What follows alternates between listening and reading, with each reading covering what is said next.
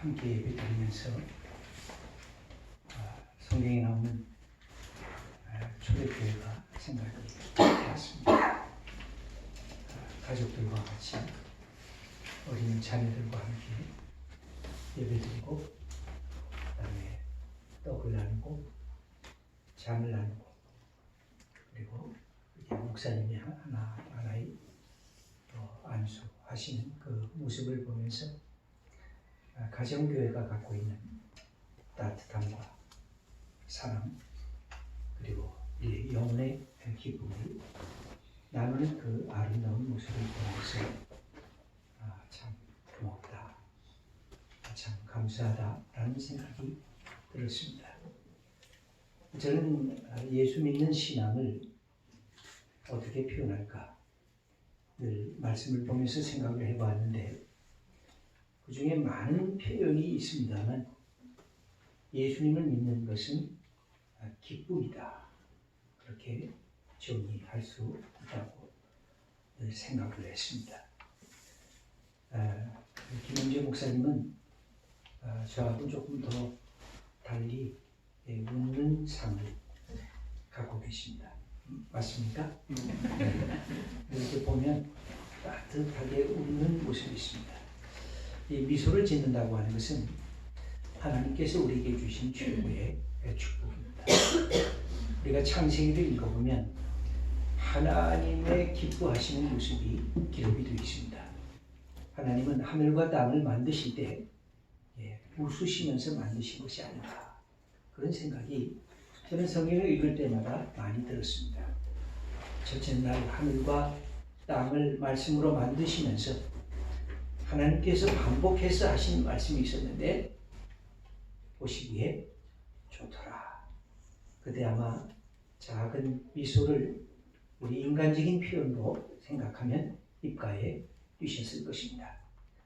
둘째 날, 셋째 날 또 태양과 달과 별들을 만드시고 식물들을 만드시고 동물들을 만드시면서 계속해서 보시기에 좋았더라.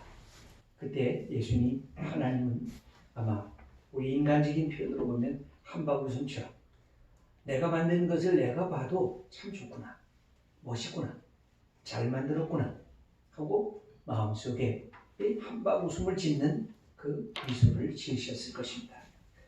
그리고 마지막 날 바로 전날 그렇죠? 여섯 번째 날에는 인간을 하나님의 형상으로 만드셨습니다. 그러면서 하나님의 마음은 막 기쁨으로 뛰어오르기 시작합니다. 우리 인간적인 표현으로 하면 가슴이 막 설레고 심장이 퉁탕퉁탕 하셨을 것 같습니다. 그러면서 인간을 만드시고 만드신 모든 자연 세계를 이렇게 보시니까 하나님께서 보시기가 참으로 좋구나, 정말 좋구나 하는 그 말씀을 하시면서 하늘과 땅의 세계를 마치시고 있는 것을 볼 수가 있습니다. 그때 하나님은 마음껏 기뻐하시고 즐거워하셨을 것입니다. 저는 성경을 보면서 우리가 예수 믿는 것은 이 하나님의 마음을 닮아가야 하는 것이 아닌가. 그래서 우리 영혼이 예수 믿으면서 기쁘고 감사하고 내 영혼이 찬양을 부를 수 있다고 하면 우리는 최고의 그리스도를 닮아가고 하나님을 닮아가는 믿음의 사람들의 모습이라고 할 수가 있습니다. 그런데 우리의 현실은 어떻습니까? 현실은 내가 기뻐하려고 해도 기뻐하기가 쉽지가 않습니다. 내가 즐거워하려고 해도 이 세상의 우울한 소식이 나를 붙들어매고 있습니다. 내 영혼이 자유의 기쁨의 노래를 마음껏 부르고 싶은데 이 세상에 나를 억누르는 것들이 참으로 많습니다. 때로는 돈이 우리를 억누릅니다. 때로는 세상이 갖고 있는 삶의 자리에서 직장에서 우리를 억누르는 것들이 참으로 많습니다. 때로는 우리가 갖고 있는 인간관계에서 우리를 억누르는 것들도 얼마나 많은지 모릅니다. 여러분 우리의 삶에 있어서 제일 힘든 것이 뭘까요? 제가 많은 분들한테 물어보면 인간관계라고 얘기를 합니다. 그렇게 살아왔던 부부도 어느 날 냉랭해지고 어느 날 네 책임이야, 네 탓이야, 네 문제 때문에 그런 거야 하면서 상대방을 탓하면서 그렇게 사랑했던 부부가 균열이 생기기 시작하는 것도 우리는 많이 경험을 해봅니다. 그렇게 사랑했던 친구가 나를 외면하고 때로 나를 배반하고 나를 떠나가는 경험도 해봅니다. 인간이 얼마나 소중한 존재인지 모르지만 인간관계를 통해서 우리는 아픔과 슬픔과 탄식을 경험할 때가 참으로 많습니다. 그러나 또 반대로 놀랍게도 그런 우리의 탄식과 아픔 속에서 우리를 회복하게 하는 것도 인간관계입니다. 여러분, 사람은 우리에게 상처를 줍니다. 가까운 사람일수록 우리의 이 마음에 큰 아픔을 가져다 주기도 합니다. 그런데 놀랍게도 사람을 통해서 우리는 위로를 받고 사람을 통해서 힘을 얻고 사람을 통해서 용기를 얻고 사람을 통해서 새로운 비전과 이 모든 나의 답답하고 나의 슬펐던 것들을 꿰차고 다 부수고 다시 일어설 수 있는 새로운 담대한 용기를 얻게 되는 것도 바로 이 사람입니다. 우리가 주일날이면 이렇게 모여서 함께 예배를 드리는 것도 그런 것입니다. 이 속에서 우리가 새로운 용기를 얻는 충전의 장소라고 할 수가 있습니다. 인생은 쉽게 표현하면 두 가지로 나눌 수가 있습니다. 하나는 싸움터입니다. 배틀그라운드라고 할 수가 있습니다. 이건 상대방이 적입니다. 상대방이 경쟁자입니다. 우리가 당장 사회를 나가면 부딪히는 것이 이런 것입니다. 직장에서 내가 하나 더 성장하려고 애를 쓸 때마다 부딪히는 것이 경쟁자입니다. 남보다 더 잘해야 되고 남보다 업적이 더 많아야 되고 남보다 더 많은 것들을 내가 소화해야 되는 이 배틀그라운드. 그래서 거기에서는 내가 전략도 필요하고 지혜도 필요하고 전술도 필요하고 어떻게 내가 이길까 하면서 사람과 사람 사이에 부딪히고 격렬하게 다투게 됩니다. 그런데 또 하나의 장이 있습니다. 싸움터가 아니라 놀이터가 있습니다. 플레이그라운드. 배틀그라운드가 아니라 플레이그라운드. 플레이그라운드에는 뭐가 있습니까? 쉼이 있습니다. 평안이 있습니다. 나눔이 있습니다. 감사가 있습니다. 기쁨이 있습니다. 여러분, 이 플레이그라운드의 핵심 중에 핵심이 두 가지가 있는데 하나는 가정입니다.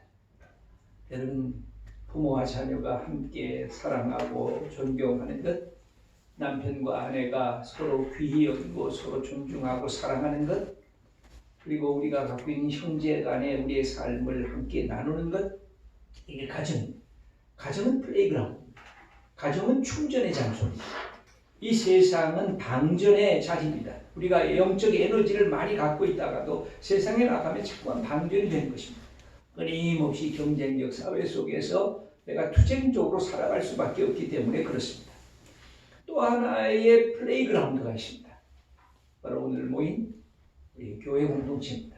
믿음의 공동체입니다. 여기에서 우리가 말씀을 통해서 충전을 받습니다. 우리가 사랑하는 형제 자매를 만나면서 그 속에 담겨져 있는 예수 그리스도를 발견합니다. 보네퍼라는 사람이 믿음의 사람의 신앙 공동체를 얘기하면서 아주 중요한 말을 했는데 바로 교회 공동체, 믿음의 공동체는 상대방의 모습 안에 들어있는 예수 그리스도를 발견하는 것. 그때 참 믿음이 이렇게 소중하고 감사한 것이구나. 이렇게 해서 우리가 함께 만날 때에 바로 이 충전의 이 플레이그라운드인 우리 교회 공동체를 만납니다. 근데 가장 어려운 것은 뭘까요? 가정이 플레이그라운드가 아니라 배틀그라운드가 돼요. 이게 놀이터가 돼야 되는데 싸움터가 되면 그 다음엔 충전받을 데가 없습니다. 교회가 플레이그라운드여서 서로 나누고 축복하고 감사하고 기쁜 공동체가 돼야 되는데 교회 안에서 서로 다투기 시작하면 목회자와 장로님들이 아니 성도님들이 그러면 교회는 참으로 감당할 수 어려운 방전의 자리, 싸움터가 되고 마는 것입니다. 그래서 우리가 마지막까지 지켜야 할 자리가 어디냐면 가정입니다. 가정이 무너지면 우리 삶의 모든 것이 다 무너집니다. 그래서 가정은 하나님이 주신 최고의 기쁨의 공동체, 나눔의 공동체, 감사의 공동체, 충전을 할 수 있는 공동체. 하나님이 마지막에 주신 공동체가 바로 교회인 것입니다. 교회가 하나님의 말씀을 통해서 끊임없이 이것을 충전받아야 되는데, 여러분, 인간이 인간을 향해서 충전받는 것은 한계가 있습니다. 그죠? 아무리 밝은 사람을 만나도 이 한계가 있습니다. 그런데 우리의 충전의 에너지의 원이 어디에 있습니까? 예수 그리스도입니다. 여러분, 스마트폰을 갖고 계시지 않습니까? 이거 방전이 되잖아요. 하루가 지나면, 이틀이 지나면 방전이 되잖아요. 그럼 여러분이 주무시기 전에 어떻게 다시 전원에다가 충전을 합니다. 바로 우리의 이 예배가, 우리의 이 공동체가 충전하는 곳이에요.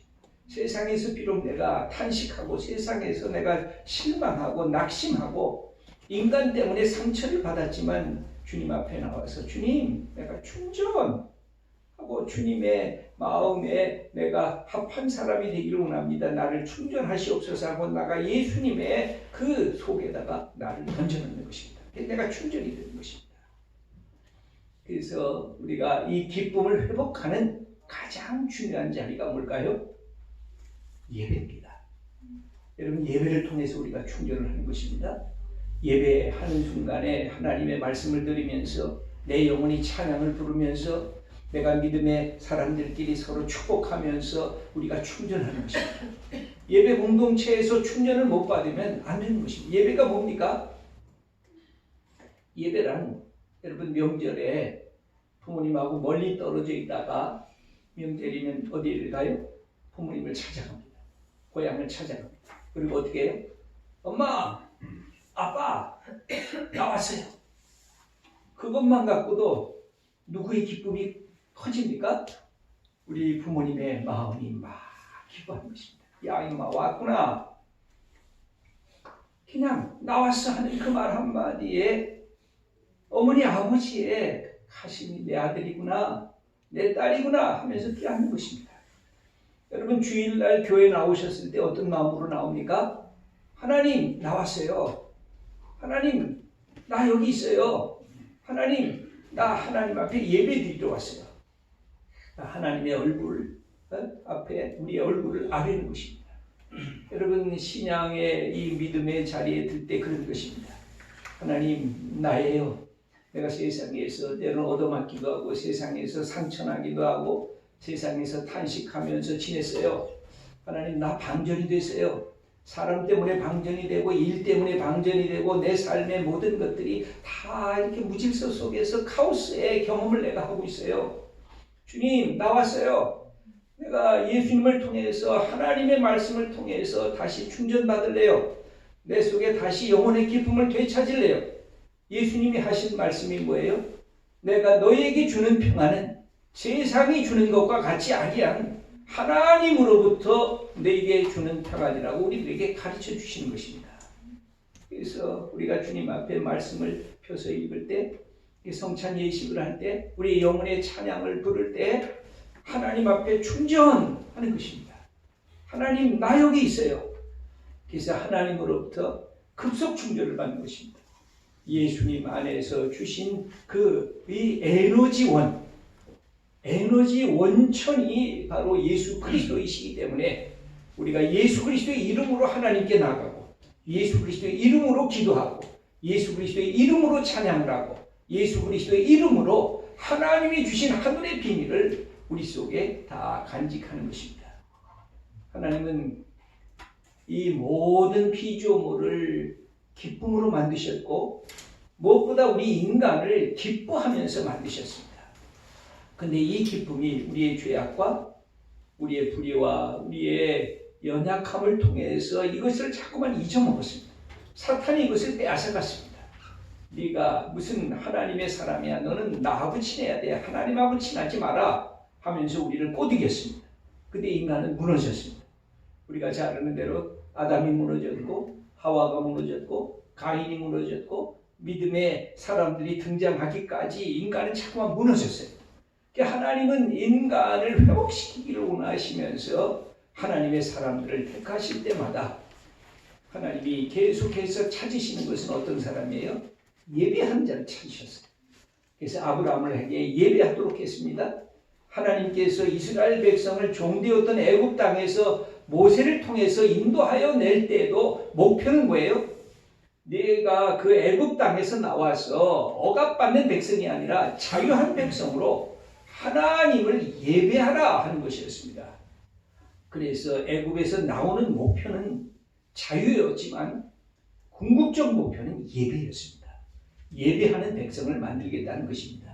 그래서 이 세상에 어떤 것으로부터 자유한, 그래서 하나님만을 의지함으로 하나님만을 두려워함으로 세상 어떤 것도 두려워하지 않는 하나님의 아들, 하나님의 딸을 만들기 위한 하나님의 역사가 구약에서부터 신약에 흐르는 거대한 역사라고 할 수가 있습니다. 그래서 하나님께서 역사 속에서 가장 기뻐하신 사건이 생겨집니다. 그것이 예수 그리스도입니다. 여러분 기억하세요? 마태, 마가, 누가에 다 기록이 되어 있는데 예수님이 이 땅에 오셔서 이제 하나님의 공식적인 사역을 하시려고 할 때 제일 먼저 첫 번째 하신 것이 뭐냐면 세례 요한에게 세례를 받으셨던 사건입니다. 그것이 다 기록이 되어 있어요. 마태, 마가, 누가에. 그러면 그 세례를 받을 때 하나님께서 어떻게 했습니까? 예수님이 세례를 받고 물에서부터 무트로 올라오실 때 그때 어떤 사건이 일어나냐면 성경에 다 기록이 되어 있어요. 하늘이 열렸다 이렇게 기록이 되어 있어요. 마가복음 같은 데는 하늘이 찢어졌다 이렇게 기록이 되어 있어요. 그러니까 그동안 막혔던 인간이 하나님 앞에 나아갈 수 있는 모든 길이 인간의 죄악 때문에 다 막혀버렸어요. 그때 하나님이 예수 그리스도를 이 땅에 보내시면서 하늘을 찢어버리셨어요. 이제 예수 그리스도의 이름으로 나 앞에 나올 수 있다. 예수의 이름으로 기도하면 내가 하늘에서 듣는다. 내가 예수라는 그 내 아들 속에 하나님이 주신 모든 비밀, 하늘의 계획, 하늘의 계시, 하나님의 주신 지혜를 예수 그리스도를 통해서 너희에게 다 부어줄 거다. 그렇게 말씀하시면서 하늘을 찢어버리셨어요. 이것은 기독교가 왜 위대한 종교고, 기독교가 왜 계시의 종교고, 기독교가 왜 은혜의 종교인가를 우리들에게 보여주는 것입니다. 이 세상에 어떤 것으로도 충족할 수 없는 것을 하나님이 예수 그리스도를 통해서 우리에게 넘치도록 부어주셨다고 하는 것입니다. 그때 하늘에서 음성이 들립니다. 성령이 비둘기같이 내려오십니다. 하늘에서 음성이 뭐죠? 너는 내 사랑하는 아들이라. 내가 너를 기뻐하노라. 하나님의 기쁨이 다시 나와요. 하나님이 예수님을 보면서 기쁘신 것입니다. 그래서 어떻게 해요? 예수님을 통해서 이 기쁨을 모든 사람들에게 보여주시기를 우리는 하나님이 원하셨던 것입니다. 그러므로 예수님을 믿으면서 우리의 기쁨이 사라진 것 같이 여겨지면 다시 나를 돌아봐요. 나 자신이 이 돌아보는 방법은 늘 두 가지밖에 없어요. 하나는 내가 예배자인가? 내가 정말 예배자인가? 여러분 예배자라는 뜻이 뭐예요? 나는 I am nothing. 이게 예배자예요. 우리 목사님 아까 참회기도 하셨잖아요. 참회기도 할 때 우리가 뭐예요? I am nothing. 하나님 나 아무것도 아니에요. 나 꽝이에요. 나 별거 아니에요. 내가 뭐 세상에서 잘 나간다고 웃을거렸지만 나는 I am nobody. 나는 그냥 아무것도 아닌 존재예요. 그러면서 하나님 앞에 내 모습을 머리 숙여 참회 기도를 할 때 그게 예배예요. 그때 하나님이 어떻게 다가오세요?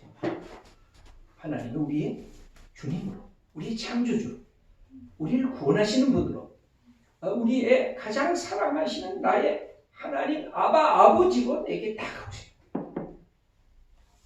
이것이 예배예요. 그래서 우리가 힘들 때 예배를 드리는 이유가 그것이에요. 하나님이 예배자를 찾는 이유가 그거예요. 예배란 하나님 나는 아무것도 아니에요. 하나님은 내 인생의 주인이세요. 하나님 내가 다시 회복하기를 원합니다. 그러면서 하나님 앞에 나아가는 그것이 하나님께서 우리를 향한 이 기쁨의 회복의 자리. 이것을 오늘 본문을 보면 예수님께서 먼저 이것을 경험하시면서 우리들에게 가르쳐 주고 계세요. 오늘 우리 여기 21절을 향해 한번 함께 누가복음 10장입니다. 누가복음 10장 21절을 함께 읽겠습니다. 그때 예수께서 성령으로 기뻐하시며 이르시되 천지의 주제이신 아버지여 이것을 지혜롭고 슬기로운 자들에게는 숨기시고 어린아이들에게는 나타내심을 감사하나이다. 옳소이다. 이렇게 되는 것이 아버지의 뜻입니다. 성경을 보면 예수님이 기뻐했다는 표시가 거의 안 나와요. 예수님이 슬퍼했다, 탄식했다, 그리고 심지어는 우셨다 라는 얘기까지도 나오는데 예수님이 막 기뻐하신 거, 막 속에서 여기 오늘 보면 감사하는 거, 이런 표현이 안 나오는데 거의 유일하게 나오는 구절이 바로 이 누가복음 10장에 있는 말씀입니다. 막 기뻐하시고. 이게 왜 기뻐하시냐? 이 앞구절까지 같이 보시면 뭐가 나오냐면 예수님이 70인을 이제 너희들도 여태까지 나와 함께 하나님 나라가 어떻게 이루어지는가를 보았으니까 너희들도 이제 세상에 나가봐라 하고 파송하는 장면이 나옵니다. 그래서 둘씩 보내죠. 그래 가서 사람들에게 먼저 그 집에 샬롬을 선포해요. 여러분, 그래서 샬롬을 선포하는 게 굉장히 중요합니다. 우리가 제일 좋은 삶의 태도는 뭐냐면 상대방이 예수님을 믿든지 안 믿든지 상대방을 리스펙트하는 거예요. 그래야 인생의 모든 것이 이루어집니다. 상대방을 리스펙트하지 못하면 우리 삶이 무너지게 되어 있어요. 상대방을 존중하면서 뭘 선포해 주시냐면 뭐 직접 입으로 안 하셔도 돼요. 속으로 그 사람에게 샬롬을 선포하셔야 돼요. 샬롬. 그래서 예수님이 그렇게 말씀하셨거든요. 네가 갈 때마다 그 집에 샬롬 선포하라. 평안을 선포하라. 그래서 그 집이 샬롬을 선포가 받을 만하면 그들이 받아서 너희들을 영접할 거다. 그런데 나 그 샬롬 필요 없어. 나 그거 싫어. 너 들어오지도 마. 그러면 그 샬롬은 그 집에 임하지 않고 도리어 샬롬을 선포한 너희에게 이 샬롬이 임할 거다. 여러분, 앞으로 샬롬을 선포하시겠습니까? 안 하시겠습니까? 그죠? 해도 좋고 그 사람이 안 받아도 너무 겁낼 필요가 없어요. 그 샬롬이 또 내게 오니까. 그래서 늘 소중한 게 그것입니다. 여러분, 부부도요. 아침에 일어나시면요. 내 아내한테 샬롬을 선포하시고요. 저녁에 잘 때도 내 아내한테 샬롬을 선포하세요. 그럼 아내가 이뻐져요.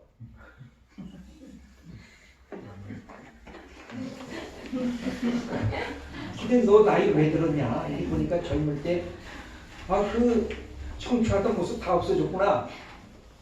그리고 아내를 뭐야? 하고 그러면 아내가 점점 미워져요. 여러분, 남편한테도 아침에 일어나시면 남편에게 샬롬을 선포하세요. 그리고 저녁에 자기 전에 내 남편 축복해 주세요. 그럼 어떻게 돼요? 남편이 멋있어져요. 우리 남편 괜찮네. 이제 나이가 들어서 머리가 희끗희끗했는데도 그래도 멋있네. 그렇게 고맙게 생각하고 감사하게 생각이 들어지는 거예요. 저는 우리 인생에 사람을 충전시키는 최고의 비결은 다른 것이 아니라 사람을 이렇게 축복하는 거예요. 샬롬을 선포하는 거예요. 그래서 가서 이렇게 샬롬을 선포했어요. 그랬더니 뭐가 일어났어요? 하나님의 역사가 일어났어요. 그러니까 귀신이 예수 그리스도의 이름에 굴복하는 것을 경험했어요. 그리고 그 속에서 하나님 나라가 이루어지는 것을 경험했던 제자들이 막 거기 보면 기뻐해서 예수님한테 돌아와요. 예수님, 우리가 하나님 나라를 예수님의 이름으로 선포하니까 이 귀신이 쫓겨나가고 하나님 나라가 이루어집니다 하면서 막 자랑돼요. 막 기뻐해요. 그랬더니 예수님이 얘들아, 물론 기뻐할 거다.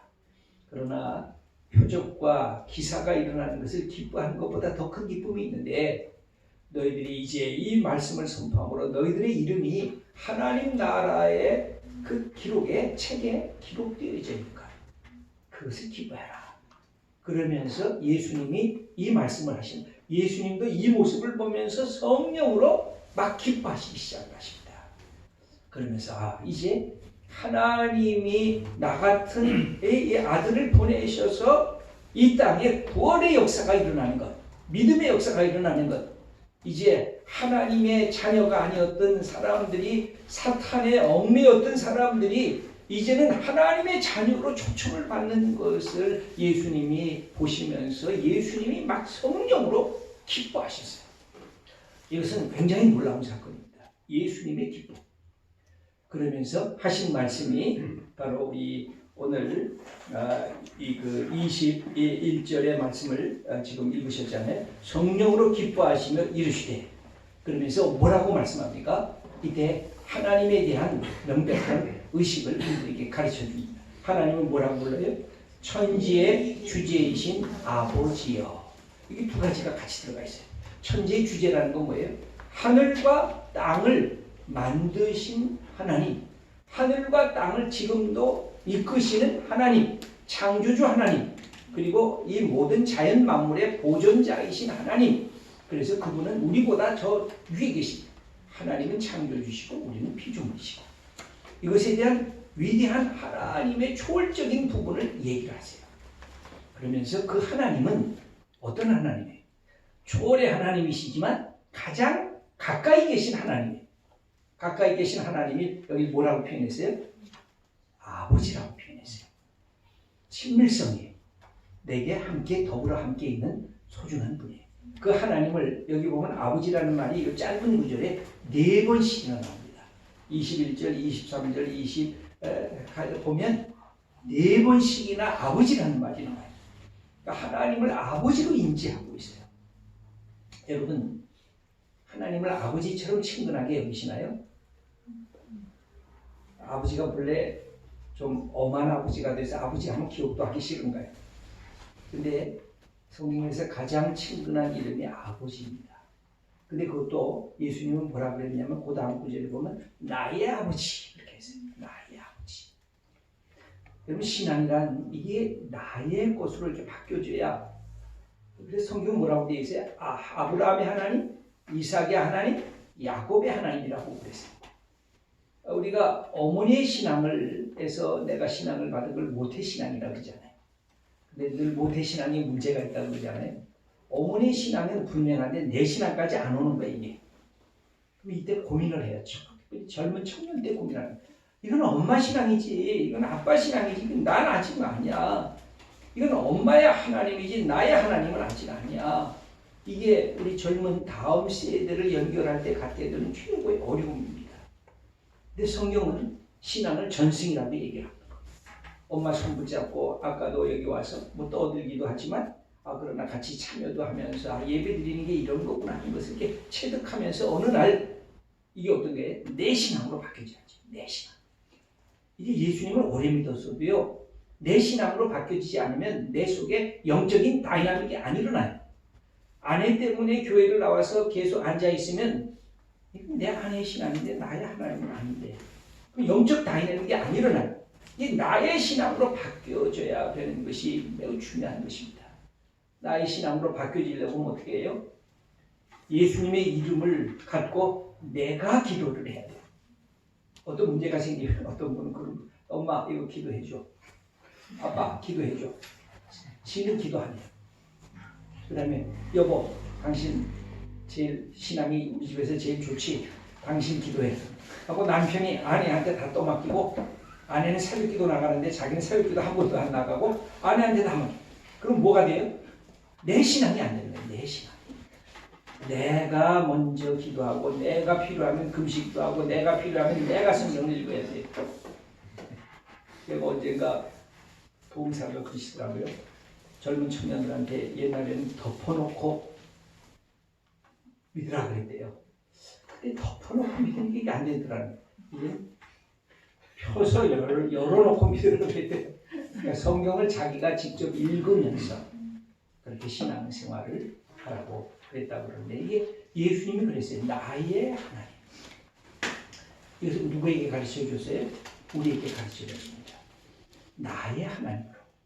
예수님이 가르쳐 주신 위대한 하나님에 대한 이해가 그래. 하나님은 하늘에 계신 창조주 하나님, 하나님은 역사를 만드신 역사의 하나님, 하나님은 인간을 구원하신 구원의 하나님. 그렇지만 그 하나님이 나의 하나님이 되어야 된다는 거예요. 여러분, 시편 23편을 기억하시잖아요. 시편 23편에서 가장 많이 나오는 단어가 뭘까요? 여호와? 뭐가 제일 많이 나요? 나가 제일 많이 나와요. 여호와는 나의 목자시, 내게 부족함이 없으리로다. 나로 하여금. 이게 무슨 뜻이에요? 이게 엄마의 하나님을 알고 쓴 게예요? 이것이 아빠의 하나님을 알고 쓴 것일까요? 내가 직접 경험한 하나님. 나와 함께 내가 기도할 때, 내가 슬플 때, 내가 탄식할 때, 내가 사망의 음침한 골짜기로 다닐 때 하나님이 나와 함께하는 것을 경험했던 다윗이 그랬은 거예요. 그런 것을 예수님이 우리들에게 보여주시면서 하나님을 나의 하나님으로 간직하시면서 이 예수님이 우리들에게 그것을 보여주시면 함께 기뻐하신 거예요.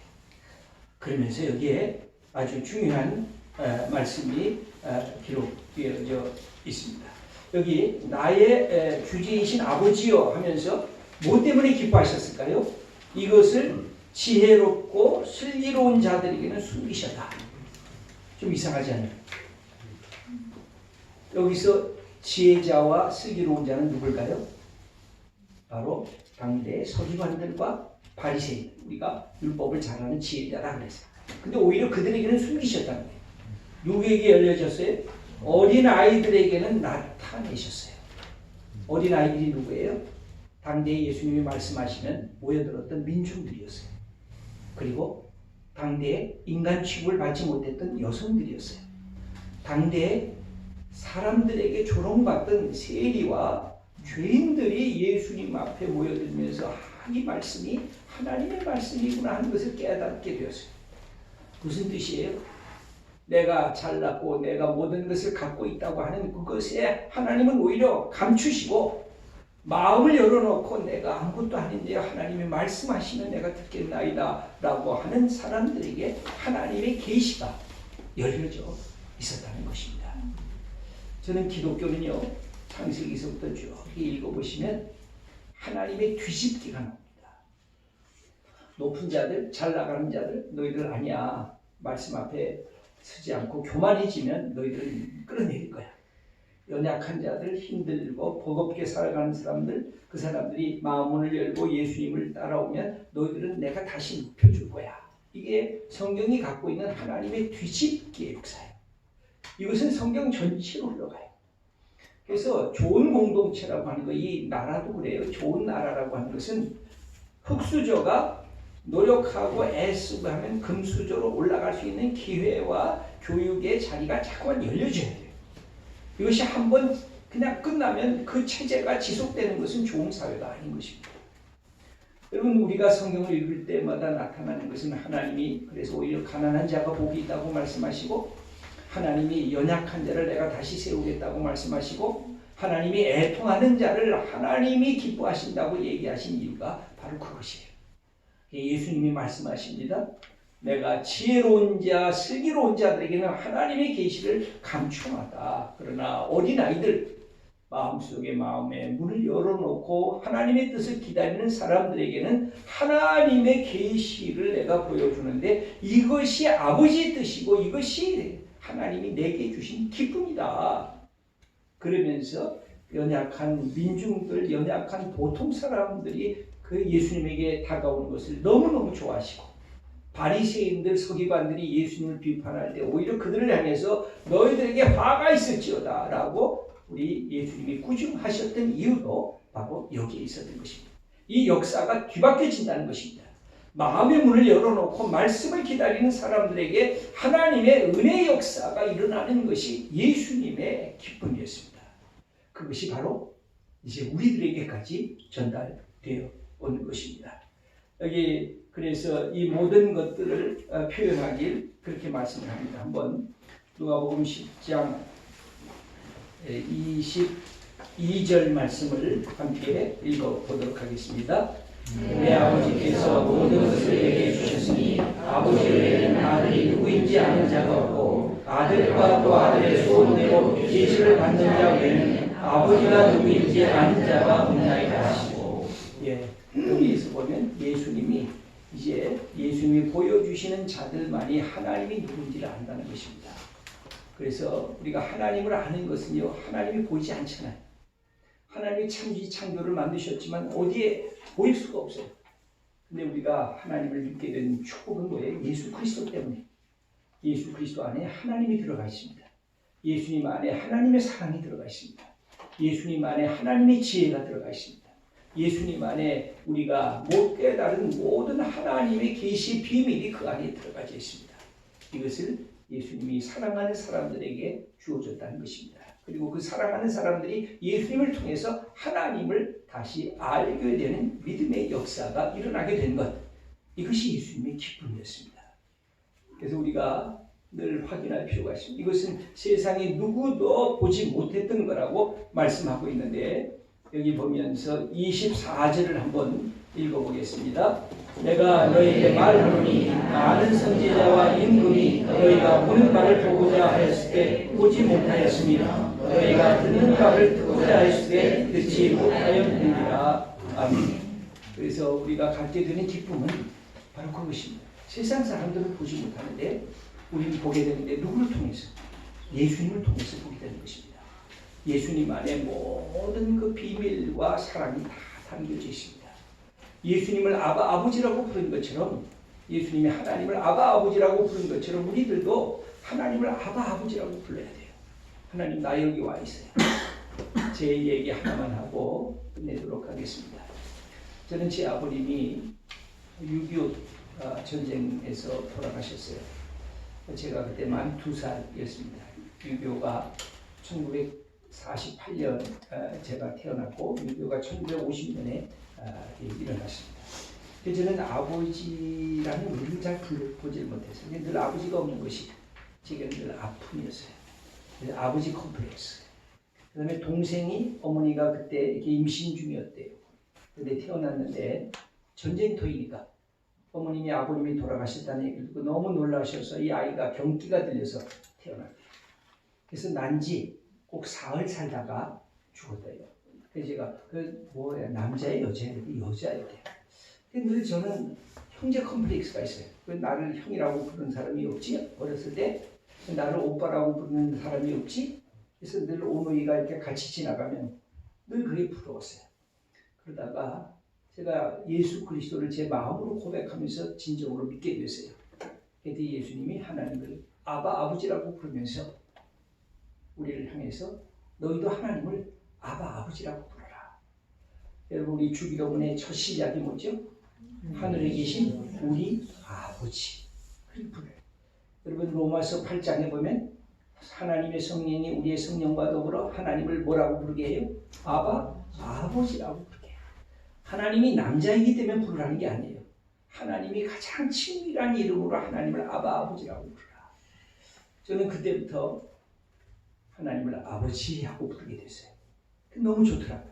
하나님이 내 아버지구나. 가장 친밀한 내 아버지구나. 언제 경험을 했냐? 내가 아버지가 되니까 내 아들, 내 딸이 너무나 사랑스럽더라고요.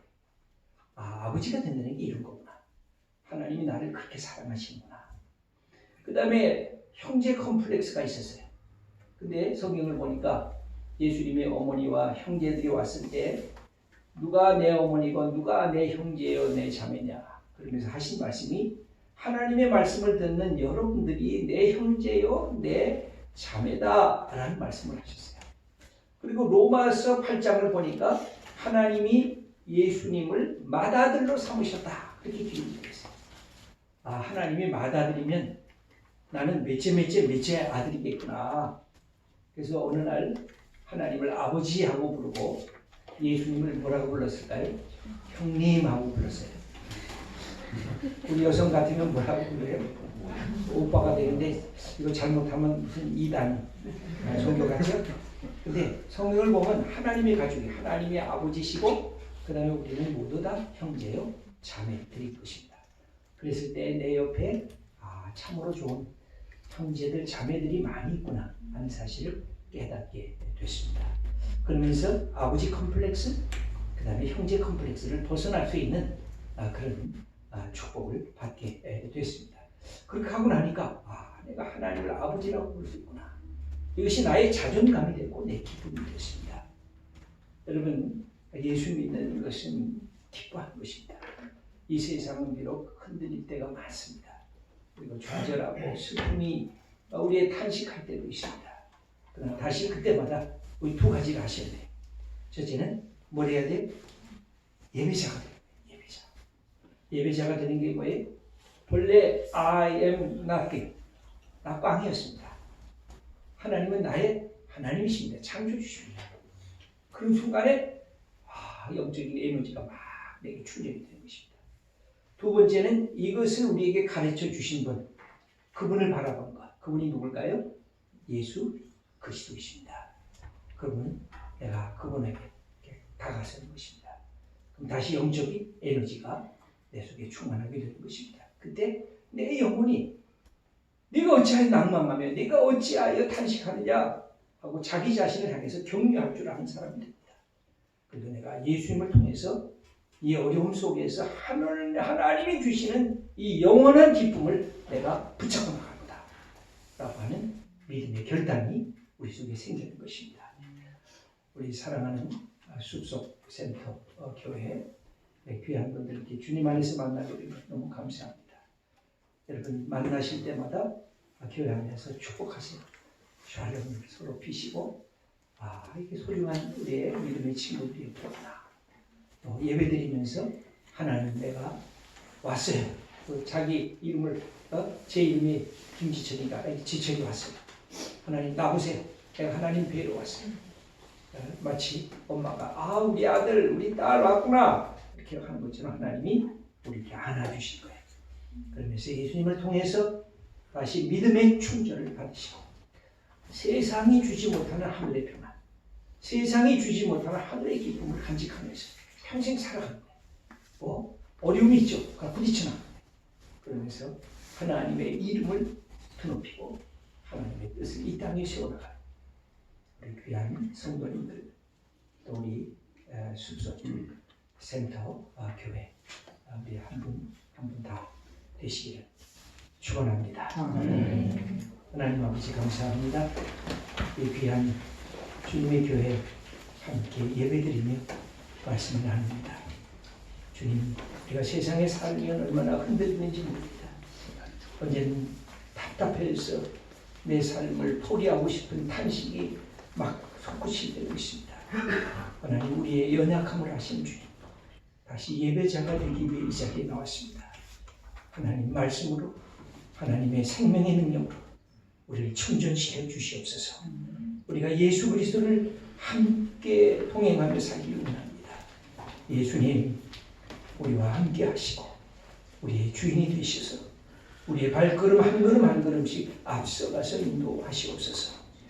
주님의 교회를 붙들어 주시고 상처난 사람들의 마음을 다 치유하고 회복시켜 주시는 하나님의 귀한 교회로 세워 주시옵소서. 우리 김 목사님에게 함께 하시고 귀한 종을 통해서 말씀의 역사, 생명의 역사, 치유와 회복의 역사가 매일매일 나타나는 복된 교회 되게 하시옵소서. 예수님의 이름으로 기도드립니다. 아멘.